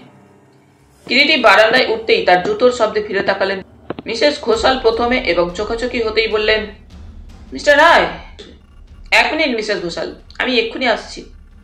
কিরিটি ক্ষিপ্রপদে তার ঘরে গিয়ে প্রবেশ করল, এবং প্রথমেই ঘরের বাগানের দিককার দ্বিতীয় দরজাটি খুলে সিঁড়ির নিচে থেকে বন্দুকটা এনে ঘরের অর্গল তুলে দিল পুনরায়। বন্দুকটা ঘরের মধ্যে একটা আলমারি ছিল, তার পিছনেই আড়ালে দাঁড় করিয়ে রেখে নিশ্চিন্ত হলো। অতঃপর হাত মুখ ধুয়ে বাইরে এসে পূর্বোক্ত সেই ঘেরা জায়গায় প্রবেশ করলো। সে সময় ডক্টর ঘোষাল একাই সেখানে ছিলেন, ডক্টর গৃহিণী সেখানে ছিলেন না। এই যে মিস্টার রায়, এত সকালে কোথায় বার হয়েছিলেন? ডক্টর ঘোষাল প্রশ্ন করলেন। একটু বেড়াতে গিয়েছিলাম। তারপর আজ আপনার শরীর কেমন? কিরিটি একটা খালি চেয়ার টেনে বসতে বসতে প্রশ্ন করল। ভালোই। কোন দিকে বেড়াতে গিয়েছিলেন? এই রাস্তা ধরে হাঁটতে হাঁটতে। তা মিসেস ঘোষাল গেলেন কোথায়? এখানে তো ছিলেন। হ্যাঁ, এখানেই ছিলেন, বোধহয় আপনার চা আনতে গিয়েছেন। মুহূর্তকাল অতঃপর কিরিটি যেন কি ভাবে, তারপরে মৃদু কণ্ঠে ডাকে, ডক্টর ঘোষাল। বলুন। মুখ তুলে তাকালেন ডক্টর ঘোষাল সামনের দিকে। আপনার তো বন্দুক আছে, তাই না? বন্দুক? কিরিটির প্রশ্নের সঙ্গে সঙ্গেই সবিস্ময়ে যেন কথাটা উচ্চারণ করে ডক্টর ঘোষাল তার মুখের দিকে তাকালেন। হ্যাঁ, বন্দুক আপনার নেই? আছে। অত্যন্ত ধীরে যেন জবাবটা দিলেন ডক্টর ঘোষাল। শিকারের শখ আছে আপনার? কই, কখনো তো বলেননি। এককালে ছিল, 15-16 বছর হলো ছেড়ে দিয়েছি। পূর্ববৎ মৃদু কণ্ঠেই জবাব দিলেন।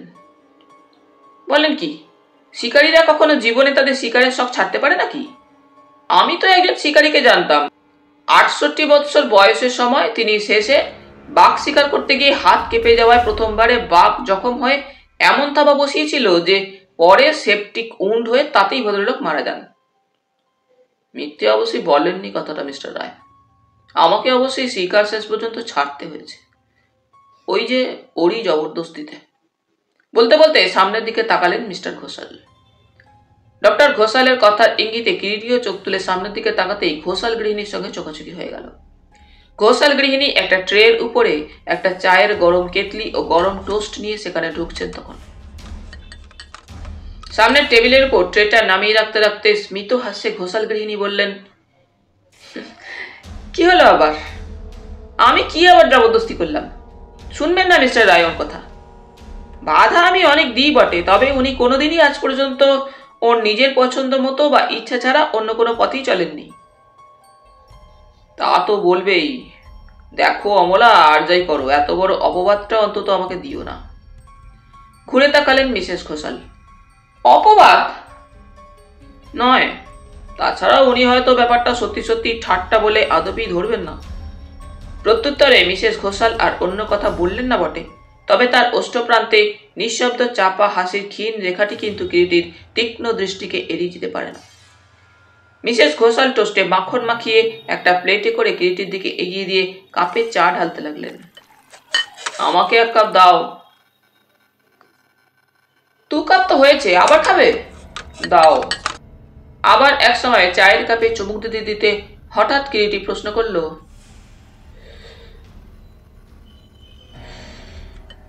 আপনার কি বন্দুক ডক্টর ঘোষাল? মিসেস ঘোষাল বাক হয়ে যাচ্ছিলেন। হঠাৎ কিরিটির প্রশ্নটা তার কানে যেতেই তিনি ঘুরে দাঁড়ালেন। ইংলিশ গান। আপনার গানটা একবার দেখতে পারি? কিন্তু এবার আর কিরিটির প্রশ্নের কোনো জবাব না দিয়ে বোবা দৃষ্টিতে তাকিয়ে রইলেন ডক্টর ঘোষাল তার মুখের দিকে। আসুন না, আপনার গানটা একবার দেখি, পুনরায় অনুরোধ জানায় কিরিটি। ডক্টর ঘোষাল চুপ। কিরিটি অন্যমনস্কতার ভান করলেও তার তীব্র দৃষ্টি নিঃশব্দে সবার অলক্ষ্যে একবার ডাক্তারের মুখের উপর এবং পরক্ষণেই ডাক্তার গৃহিণীর মুখের উপর প্রতিফলিত হচ্ছিল। ডাক্তার ও তস্য গৃহিণীর মুখের রেখায় রেখায় যে বিপন্ন অসহায় একটা ভাব সুস্পষ্ট হয়ে উঠেছিল ওই মুহূর্তে, সেটা কিন্তু তার দৃষ্টিকে ফাঁকি দিতে পারে না। কিরিটির ওই শেষ প্রশ্নে যে তারা দুজনেই বিশেষ বিব্রত হয়ে পড়েছেন, সেটা বুঝতে আর যারই কষ্ট হোক কিরিটির একটু হয় না। কিন্তু বন্দুকটা তো নেই। কতকটা যেন ঢোক গেলেই কথাটা কোনো মতে উচ্চারণ করলেন ডক্টর ঘোষাল। নেই? না। তবে কোথায় বন্দুকটা? ঠিক ওই মুহূর্তে বাইরের বারান্দায় সাইকেলের ঘন্টি শোনা গেল। কিরিটি ঘন্টি শব্দে সামনের দিকে চোখ তুলে তাকালো। মথুরা প্রসাদ সাইকেলটা বারান্দায় সিঁড়ির গায়ে হেলান দিয়ে রেখে জুতোর মচমচ শব্দ তুলে এগিয়ে আসছেন। তখন, আরে মথুরা প্রসাদ বাবু, আসুন আসুন, আহ্বান জানালেন ডক্টর ঘোষাল। ক্ষণপূর্বে কিরিটির আকস্মিক প্রশ্নে যে অস্বস্তিকর পরিস্থিতির উদ্ভব হয়েছিল, মথুরা প্রসাদের হঠাৎ আগমনে সেটা থেকে যেন মুক্তি পেয়ে সৌজন্যে উজ্জ্বল হয়ে উঠলেন ডক্টর ঘোষাল। কিন্তু মথুরা প্রসাদের দিক থেকে যেন ডাক্তারের সেই সৌজন্য ও আহ্বানের কোনো সাড়াই এলো না, এবং অন্য কেউ না লক্ষ্য করলেও কিরিটির দৃষ্টিকে ফাঁকি দিতে পারল না সে ব্যাপারটা। মথুরা প্রসাদের সমস্ত মুখে যেন কি এক গভীর উত্তেজনার সুস্পষ্ট একটা ইঙ্গিত। কিরিটি তাই একটু বিস্মিত হয়েই মথুরা প্রসাদের মুখের দিকে তাকিয়ে থাকে। মথুরা প্রসাদ একটা চেয়ার টেনে নিয়ে বসতে বসতে কিরিটির মুখের দিকেই তাকিয়ে প্রথম কথা বললেন, মিস্টার রায়, আপনার কাছেই আসছি। কি ব্যাপার? রতনগড়ের ম্যানেজার সলিল সরকারের হত্যাকারীর বোধহয় সন্ধান পাওয়া গিয়েছে। কথাটা এমনই আকস্মিক ও বিস্ময়কর যে শ্রবণ মাত্রই কথাটায় সকলেই চমকে যুগপৎ একসঙ্গে মথুরা প্রসাদের দিকে তাকায়। কিন্তু কথা বলে কিরিটি, হত্যাকারীর সন্ধান পাওয়া গিয়েছে? হ্যাঁ, কিন্তু তার আগে ডক্টর ঘোষালকে আমার কতগুলো প্রশ্ন করার আছে। কথাটা বলেই মথুরা প্রসাদ এবারে অদূরে পাথরের মতো নিশ্চল দণ্ডায়মান ডাক্তার গৃহিণীর দিকে তাকিয়ে বললেন, মিসেস ঘোষাল, আপনার স্বামীর সঙ্গে আমার কিছু কথা আছে, আপনি যদি একটু অন্য ঘরে যান। পাথরের মতো খোদাই করা ঘোষাল গৃহিণীর স্থির দৃঢ় ওষ্ঠ দুটি ঈষৎ নড়ে উঠল। তিনি অবিচলিত শান্ত ও দৃঢ় কণ্ঠে বললেন, না, আমার স্বামীকে আপনার যা প্রশ্ন করবার আমার সামনেই করুন, কিন্তু আমি বলছি আপনি গেলেই ভালো হয়। মথুরা প্রসাদ আবার বললেন, যাও না অমলা। এবারে ডক্টর ঘোষালও অনুরোধ জানালেন স্ত্রীকে। না, ওর যা বলবার তোমাকে আমার সামনেই উনি বলতে পারেন। তেমনি শান্ত দৃঢ় কণ্ঠস্বর। বেশ, তবে থাকুন বলে মথুরা প্রসাদ ডক্টর ঘোষালের দিকে ঘুরে তাকালেন। ডক্টর ঘোষাল, গত 13ই অর্থাৎ শনিবার যে রাত্রে সলিল সরকার নিহত হন, সে রাত্রে আপনি ঝড় জলের মধ্যে বাইরে বার হয়েছিলেন? ডক্টর ঘোষাল নিশ্চুপ। কই, আমার প্রশ্নের জবাব দিন। বার হয়েছিলেন? হ্যাঁ, উনি বার হয়েছিলেন। মুহূর্তে সকলকে বিস্মিত করে দিয়ে কথাটা বললে কিরিটি, এবং কিরিটির আকস্মিক প্রশ্নোত্তরটা যেন অত্যন্ত কঠিন হয়েই উচ্চারিত হলো। সকলেই কিরিটির মুখের দিকে তাকায়। আপনিও তাহলে সে কথা জানেন মিস্টার রায়? প্রশ্নটা করে মথুরা প্রসাদ কিরিটির মুখের দিকে তাকালেন। মনে হলো মথুরা প্রসাদও কম বিস্মিত হননি কিরিটির প্রশ্নোত্তরে। হ্যাঁ জানি, কিন্তু আপনি জানলেন কি করে সে কথা? চন্দন সিং নামে আমার এক চৌকিদার আছে, তার মুখেই আজ কিছুক্ষণ আগে কথাটা জানলাম। কিরকম? হ্যাঁ, সেই দেখেছে ডক্টর ঘোষালকে সেই রাত্রে। এতদিন সে কথা তবে সে আপনাকে বলেনি কেন? যে রাত্রে সলিল সরকার খুন হন, সে রাত্রেই ওই সময়ের কিছু আগে 10 দিনের ছুটি নিয়ে পাশের গাঁয়ে সে তার বাড়িতে যাচ্ছিল।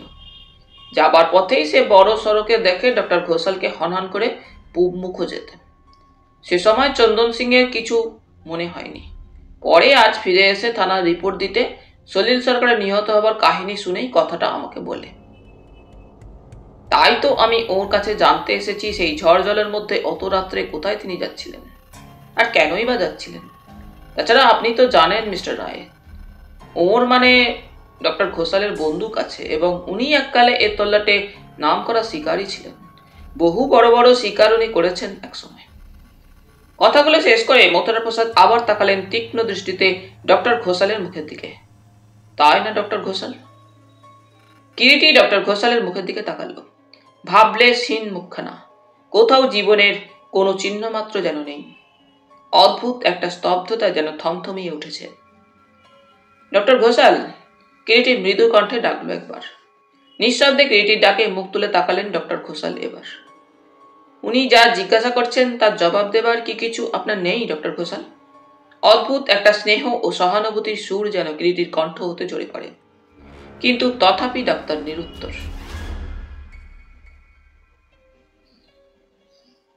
সে রাত্রে ঠিক রাত 12টা বাজবার সঙ্গে সঙ্গে হঠাৎ খেলা বন্ধ করে আমাকে বিদায় দিয়ে কেন আপনি সেই মধ্যরাত্রে বাড়ি থেকে বার হয়েছিলেন বলুন না?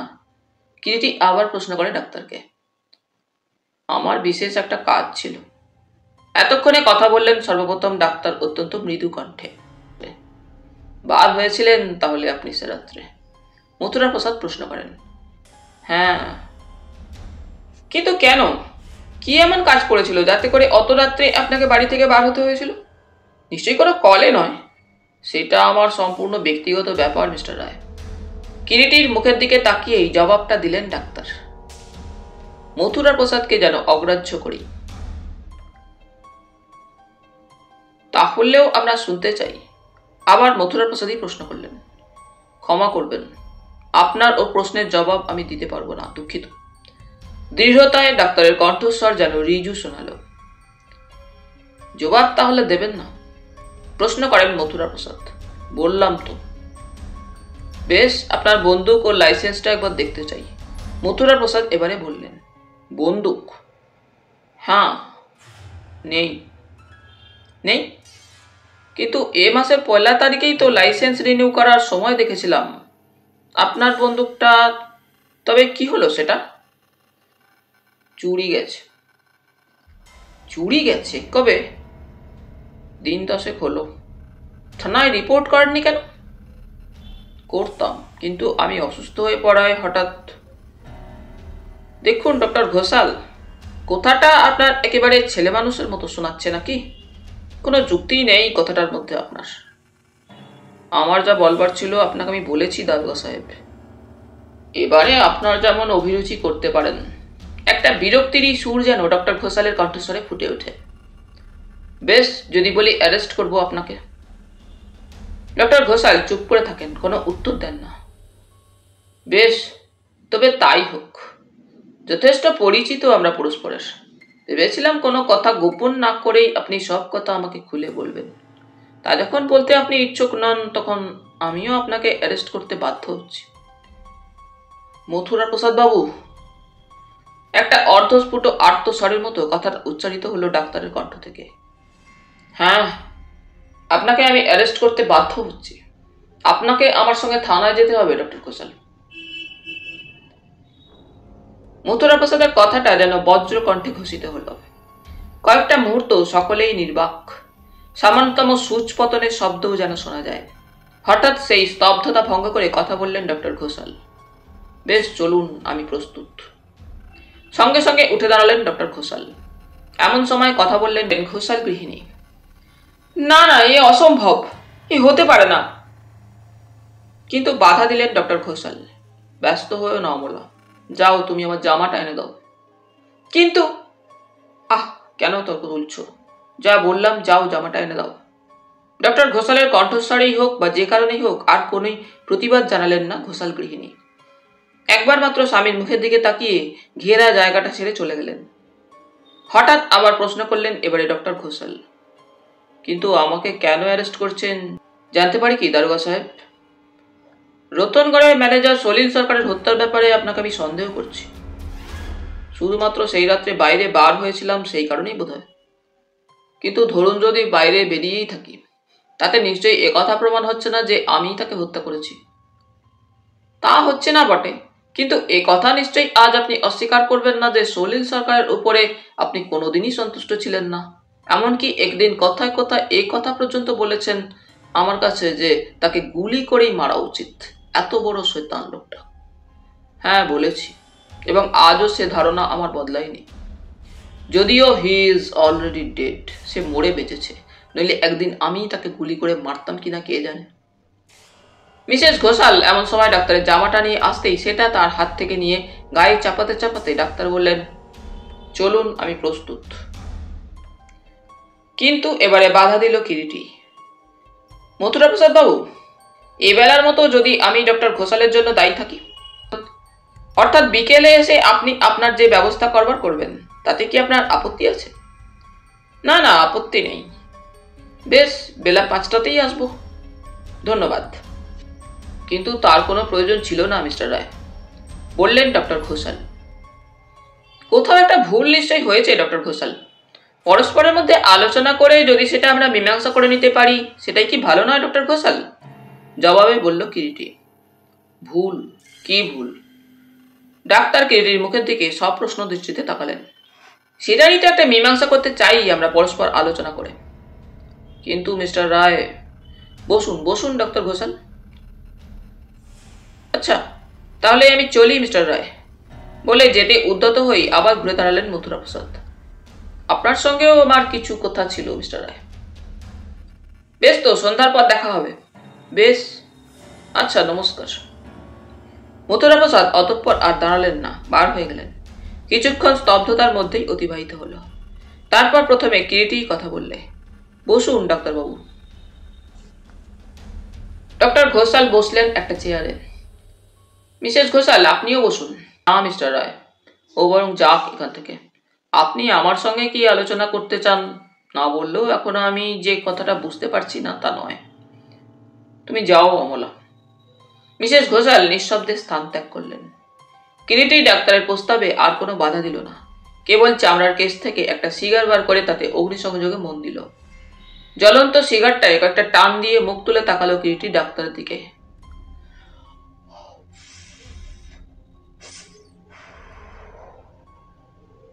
ডাক্তারবাবু, বলুন, আপনার বন্দুকটা কি সত্যিই চুরি গিয়েছে? হ্যাঁ। আচ্ছা, বন্দুকটার বাটে আপনার কোনো সাংকেতিক চিহ্ন খোদাই করা ছিল কি? ছিল। বন্দুকের বাটের কাঠের গায়ে ইংরেজি এস অক্ষরটা, আমার নামে প্রথম অক্ষরটা আমি ছুরি দিয়ে একসময় লিখেছিলাম। ডক্টর ঘোষালের কথায় কিরিটি বুঝতে পারে ওই দিনই সকালে নালার ধারে জং ধরা যে বন্দুকটা সে কুড়িয়ে পেয়েছে সেটা ডাক্তারেরই বন্দুক। আবার কিছুক্ষণ দুজনে চুপ করে বসে থাকে। জ্বলন্ত সিগারটায় গোটা দুই টান দিয়ে কিরিটি আবার ডক্টর ঘোষালের মুখের দিকে তাকিয়ে প্রশ্ন করল,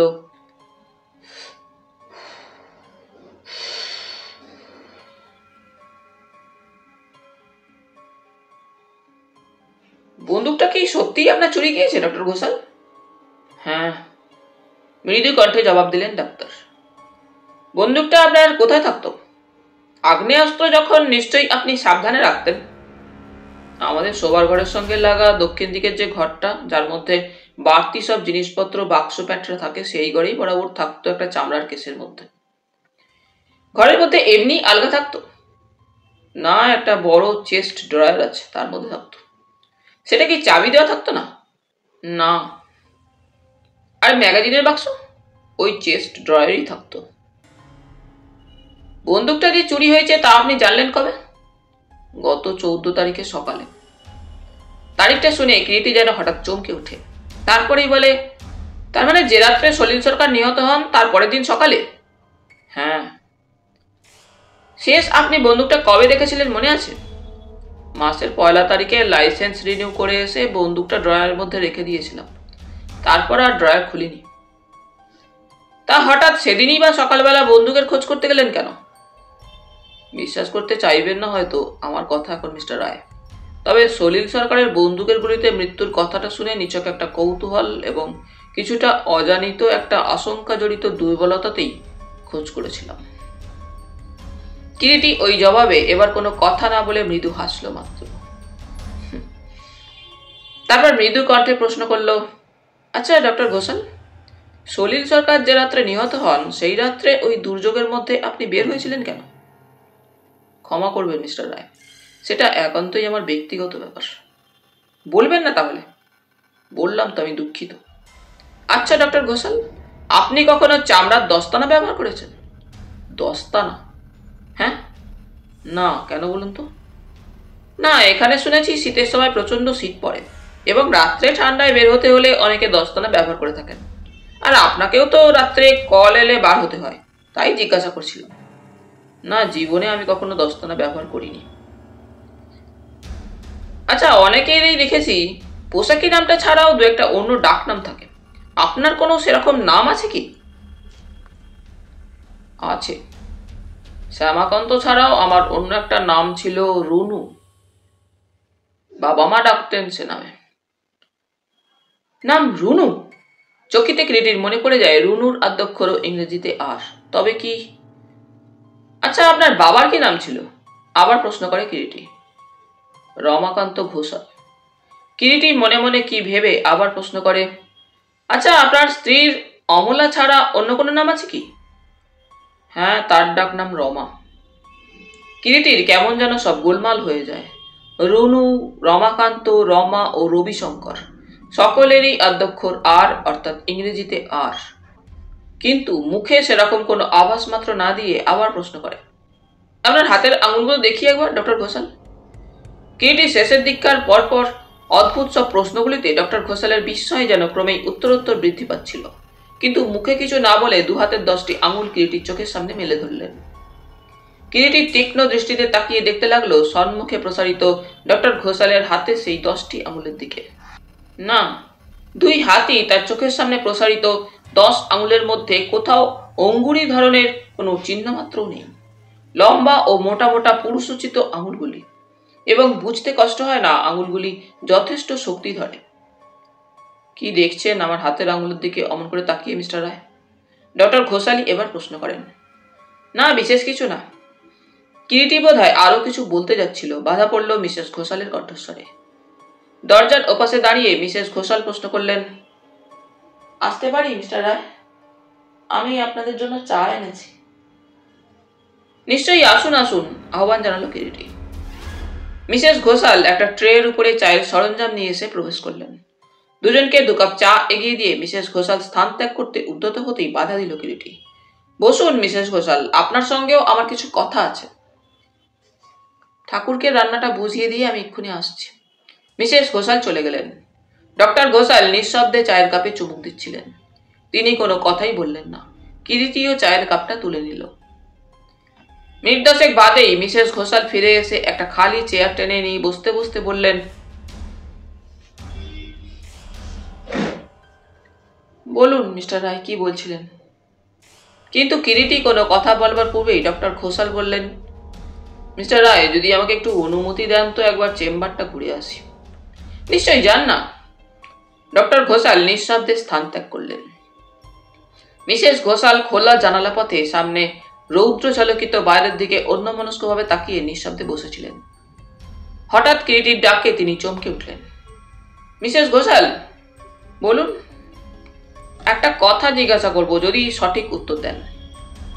মিসেস ঘোষাল কিরিটির প্রশ্নের কোনো জবাব না দিয়ে কেবল ওর মুখের দিকে তাকালেন। কিরিটি বললে, আজ শেষ রাত্রের দিকে আপনার স্বামীর গান ও গলা শুনে একটা কথা আমার বিশেষ করে মনে হয়েছে। কণ্ঠ ও সঙ্গীতের চর্চা এককালে তিনি রীতিমতোই করতেন, না হলে অমনি গান কেউ হঠাৎ গাইতে পারে না। আমার অনুমানটা নিশ্চয়ই মিথ্যা নয়? না, অত্যন্ত মৃদু কণ্ঠে জবাব দিলেন মিসেস ঘোষাল। কিন্তু আপনাদের সঙ্গে একদিন পরিচয় হওয়ার পর কখনো সঙ্গীত সম্পর্কে কোনো আলোচনাই আমি তার মুখে শুনিনি। অথচ সঙ্গীত এমন একটা নেশা যে একবার যাকে সে নেশায় ধরেছে তাকে সে নেশার হাত থেকে রেহাই পেতে বড় একটা দেখিনি বা শুনিনি। তবে একদিন যে জিনিসটা সাধনার দ্বারা তিনি অর্জন করেছিলেন সেটাকে আজ এভাবে ভুলতে পারলেন কেমন করে? কিরিটির প্রশ্নের পর কয়েকটা মুহূর্ত নিঃশব্দে মাথা নিচু করে বসে রইলেন মিসেস ঘোষাল। কোনো জবাবই তার কণ্ঠ হতে বার হয় না। তারপর একসময় ধীরে ধীরে মুখ তুলে বললেন, পারিবারিক এক দুর্ঘটনায় মর্মান্তিক আঘাত পেয়েই একদিন উনি গান বাজনা ছেড়ে দেন। মৃদু কণ্ঠে কিরিটি বললে, আজ সকালে চায়ের টেবিলে সেই প্রসঙ্গ উত্থাপনের পর ডক্টর ঘোষালের মুখের ভাব পরিবর্তন দেখে সেই রকমই একটা কিছু আমার মনে হয়েছিল মিসেস ঘোষাল। অবশ্যই আপনার যদি আপত্তি না থাকে এবং আপনি যদি বলেন সে দুর্ঘটনার কথাটা। আবার কিছুক্ষণ চুপ করে বসে রইলেন মিসেস ঘোষাল। তারপর একসময় আবার ধীরে ধীরে বললেন, দুর্ঘটনাটা ঘটেছিল ওর একটিমাত্র বোনকে কেন্দ্র করে, যাকে তিনি প্রাণের চাইতেও বুঝি বেশি ভালোবাসতেন। দুর্ঘটনা মানে কি মৃত্যু নয় তো? কিরিটি শেষের কথায় মিসেস ঘোষাল যেন হঠাৎ চমকে উঠলেন। তারপর যেন মুহূর্তে নিজেকে সামলে নিয়ে অত্যন্ত ক্ষীণ কণ্ঠে বললেন, হ্যাঁ তাই। কিরিটি অতঃপর কিছুক্ষণ চুপ করে থেকে আবার বললে, কিভাবে দুর্ঘটনা ঘটেছিল? মিসেস ঘোষাল কিন্তু জবাবে কিরিটির শেষ প্রশ্নের ধার দিয়েও গেলেন না। বলতে লাগলেন, ওরা দুই ভাই এক বোন, এবং ভাই বোন তিনজনেই যেন ছিল অপূর্ব এক ধাতুতে গড়া, যেমন খেয়ালি তেমনই একগুঁয়ে জেদি ও অত্যন্ত সেন্টিমেন্টাল। অথচ তিনটি ভাই বোনের মধ্যেই যেন ছিল এক অপূর্ব শিল্পীর প্রতিভা।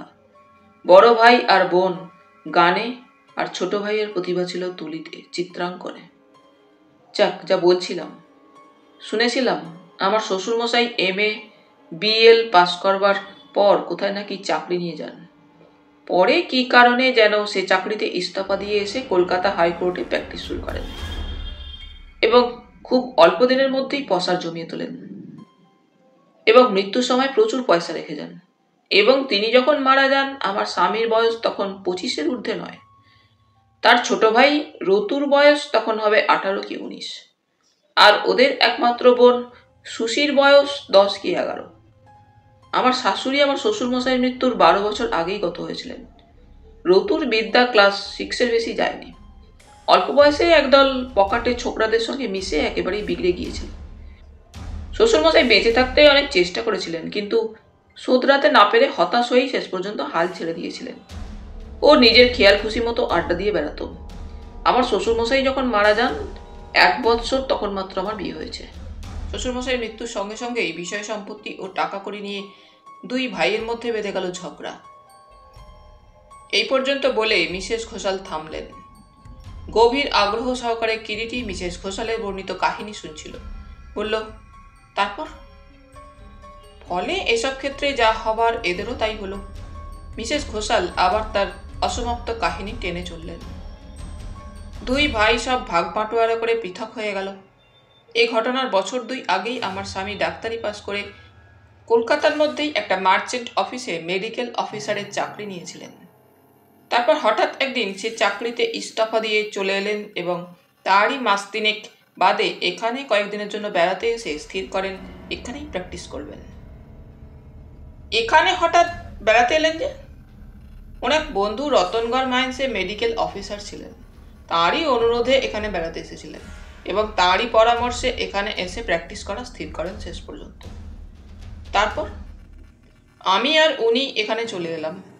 সুশীল লরেটোতেই পড়তে লাগলো, বোর্ডিংয়ে থেকে। এখানে আসার মাস পাঁচেক বাদেই আমাদের ছেলে খোকন জন্মায়। আর ডক্টর ঘোষালের ভাই, সে তো আগেই পৃথক হয়ে গিয়েছিল, তার খবর আর আমরা রাখতাম না। আর কখনো তার সঙ্গে আপনাদের দেখাও হয়নি? কিরিটির শেষ প্রশ্নে কেমন যেন একটু থতমত খেয়েই ধীরে ধীরে মিসেস ঘোষাল বললেন, না। কিরিটি অতঃপর কিছুক্ষণ চুপ করে বসে রইল। তারপর আবার প্রশ্ন করল, আচ্ছা, আপনার সেই ননদ সুষমা দেবীর কিভাবে মৃত্যু ঘটেছিল বললেন না তো? আবার কিরিটির প্রশ্নে মিসেস ঘোষাল কিছুক্ষণ চুপ করে রইলেন। তারপর মৃদু কণ্ঠে বললেন, তার কথা থাক মিস্টার রায়। কিরিটি কিছুক্ষণ চুপ করে থেকে আবার প্রশ্ন তুলল, সুষমা দেবীর মৃত্যুর পর থেকেই তাহলে ডক্টর ঘোষাল গান বাজনা ছেড়ে দেন? হ্যাঁ, কোনো ওস্তাদের কাছে নয়। আমার স্বামী নিজেই তার বোনকে সঙ্গীত শিক্ষা দিতেন এবং অদ্ভুত সুরেলা ও মিষ্টি কণ্ঠ ছিল সুশীর। তাই তার মৃত্যুতে সেই যে তিনি গান বাজনার সঙ্গে সমস্ত সম্পর্ক ছিন্ন করলেন, আর কখনো সেতার বা তানপুরায় হাত দেননি।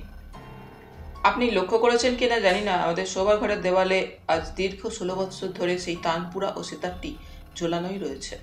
এই দীর্ঘদিনের মধ্যে একবারও আর সে দুটি তিনি স্পর্শ করেননি। খুবই স্বাভাবিক মিসেস ঘোষাল। সত্যিকারের দুঃখ মানুষের জীবনে এক এক সময় এমনি দাগ কেটেই দেয়, যে দুঃখের দাগ জীবনে আর মেলায় না। এমন সময় সেখানে ওদের ভৃত্য এসে দাঁড়ালো। কি রে কালু? মিসেস ঘোষাল ভৃত্যকে প্রশ্ন করলেন। মাংস দিয়ে আপনি কি স্টু করবেন বলছিলেন মা? হ্যাঁ, চল আসছি। কিরিটির কাছ থেকে বিদায় নিয়ে মিসেস ঘোষাল রন্ধনশালার দিকে চলে গেলেন। কথা বলতে বলতে কখন এক সময় অন্যমনস্কতায় হাতের সিগারটা নিভে গিয়েছিল। কিরিটি সেটা আবার ওষ্ঠাগ্রে চেপে ধরে অগ্নিসংযোগ করে নিল। মিসেস ঘোষাল বর্ণিত ক্ষণপূর্বের কাহিনী এমন কোনো সূত্রের সন্ধানই দেয়নি যার সাহায্যে তার বর্তমান জটিল রহস্যের মীমাংসার কোনো সাহায্য হতে পারে। তাহলে বন্ধুরা, আজ এই পর্যন্তই। গল্প পাঠ তোমাদের ভালো লেগে থাকলে তোমাদের কাছে আবারও অনুরোধ থাকলো, লাইক, শেয়ার এবং সাবস্ক্রাইব করে তোমাদের মূল্যবান মতামত পাঠানোর জন্য। ধন্যবাদ।